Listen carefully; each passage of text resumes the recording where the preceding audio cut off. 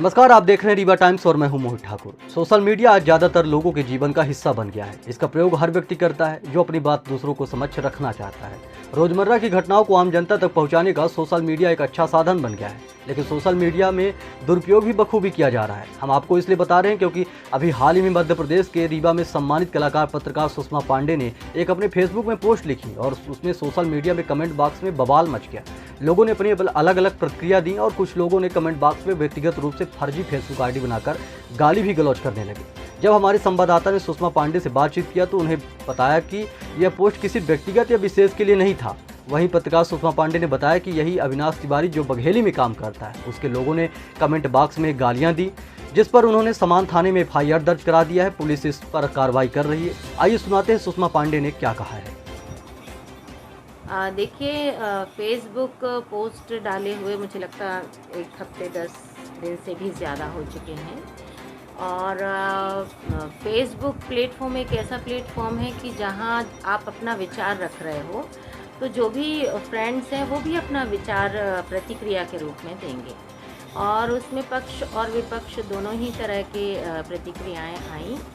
लेकिन 2-4 दिन गुजरने के बाद कुछ ऐसे लोगों की बड़ी अब्यूज़ लैंग के साथ कुछ कमेंट आए हैं जो बिल्कुल अनएक्सपेक्टेड हैं, क्योंकि मेरी जो भी पहचान है या जो लोग मुझे जानते हैं या जो मुझसे संबंधित लोग हैं या नहीं भी हैं, तो वो काफ़ी सभ्य और पढ़े लिखे हैं। उनमें से तो मैं इनको जोड़ ही नहीं सकती, और सबसे स्पेशल कि ये मैं इनको जानती ही नहीं।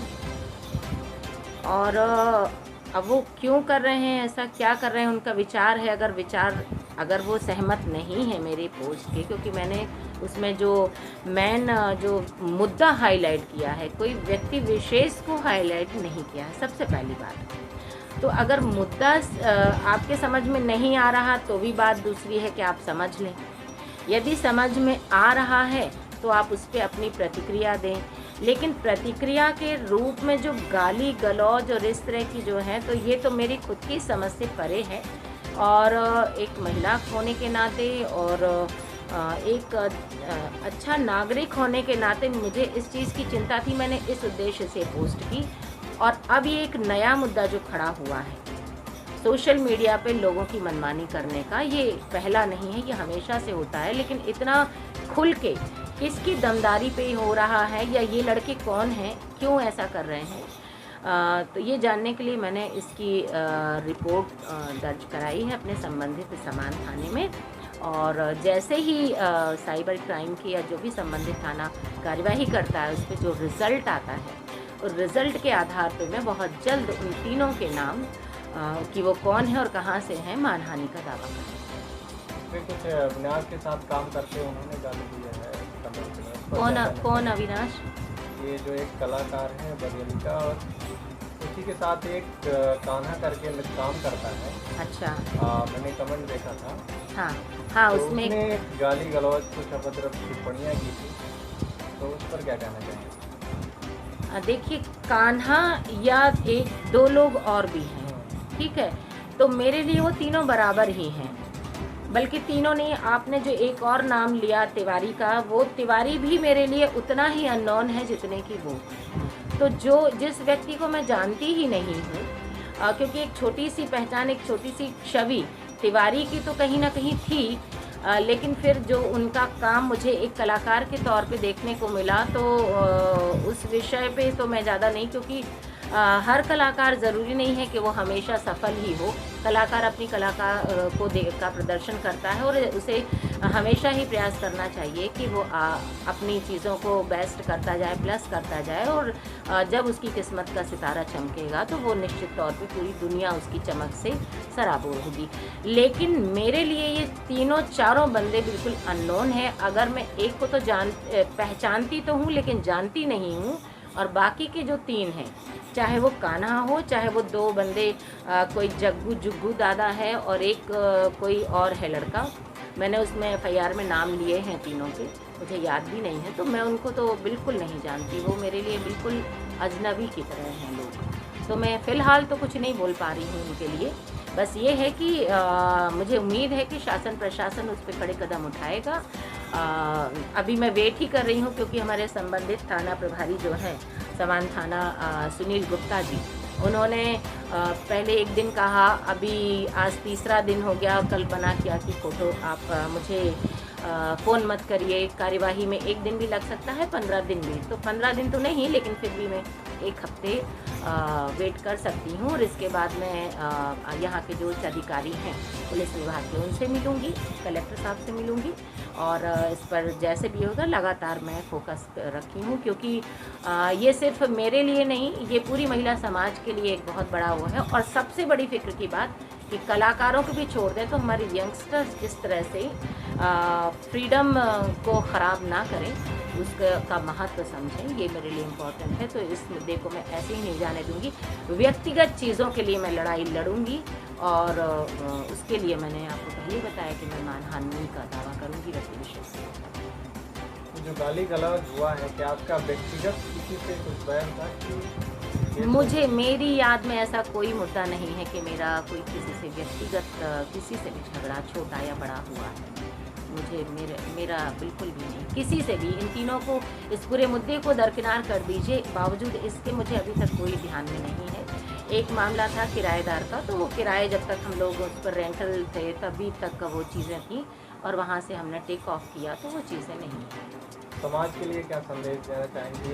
जो ऐसे कमेंट आ रहे हैं जी, महिलाओं जी, के प्रति, जी। तो समाज के लिए क्या संदेश देना चाहेंगे? देखिए, इसमें 3 चीज़ें जुड़ी हुई हैं। एक तो पूरी समाज है, दूसरी पूरी महिला समाज है, तीसरे समाज सेवी हैं, और कलाकारों पर तो है। ये जिस विषय विशेष को मैंने उछाला था वो ये है कि जिस तरह से YouTube के चलते खरीद फरोख्त की आदत लोगों को हो गई है, ये अगर बेनिफिशियल है तो ये नुकसानदेह भी है। अगर हम कला की दृष्टि से देखें तो कला तो ख़त्म ही हो जाएगी, केवल सब्सक्राइबर बचेंगे। जो हमारा स्थानीय विंध्य ही इस बात का उदाहरण पेश कर रहा है कि जिन लोगों को, जो मैंने पोस्ट में भी लिखा है, कि जिन लोगों की पहचान इसी रीवा की गली मोहल्लों में सिवाय रिश्तेदार और मित्रों के अलावा कोई नहीं जानता, उनके YouTube पर ये हो भी सकता है, लेकिन ये ख़रीदने के बाद में, सब्सक्राइबर ख़रीदने के बाद ये गलत है। तो लेकिन नहीं मानना लोगों को, वो मेरी कोई ज़बरदस्ती नहीं है।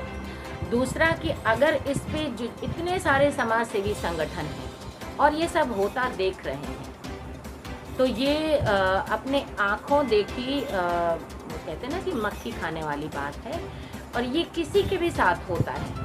तो मैं तो हर किसी के मामले में, सब लोग कहते भी क्या तुमने ठेका ले रखा है, मैं कहती हूँ बिल्कुल मैंने ठेका लेके रखा है, क्योंकि मैं पढ़ी लिखी हूँ, मैं सशक्त हूँ, मैं सक्षम हूँ कि मैं सच्चाई को उजागर कर सकती हूँ, तो मैंने ठेका ले रखा है। आपने इन चीज़ों को कैसे लेना है ये आपकी जिम्मेदारी है। सबसे मेरा निवेदन है कि अपनी जिम्मेदारी को समझें, अपने कर्तव्यों का निर्वहन करें। एक मानव होने की जिम्मेदारी मानव समाज को साफ सुथरा करने के लिए पहले समझें, ना कि बड़े बड़े बैनर खींचें। ये कमेंट जो कराए गए थे, किसी के इशारे पर कराए गए थे?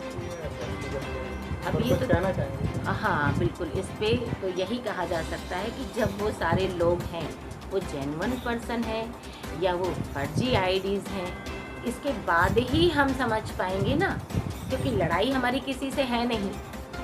ठीक है, अगर एक बंदा या कोई भी YouTube जो यूज़र है, अगर वो अपने बिना काम किए 10 से 15 हज़ार सब्सक्राइबर, लाखों सब्सक्राइबर बना सकता है, तो उसके लिए छोटी छोटी आईडीज़ बनाना कोई बड़ी बात नहीं है।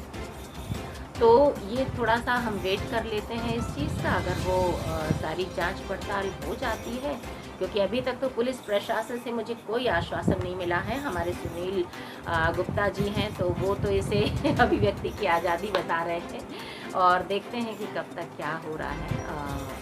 उन्होंने हालांकि बाद में अपनी बात को संभालते हुए ये बोला भी है कि इसमें हम विवेचक को मैंने भेज दिया है, लेकिन अभी तक मेरे पास ना तो कोई विवेचक आया है और ना ही थाना प्रभारी की ओर से कोई ऐसा कमेंट जिससे मैं आश्वस्त हो सकूँ। क्या आपका नाम? मैं सुषमा पांडे, रीवा।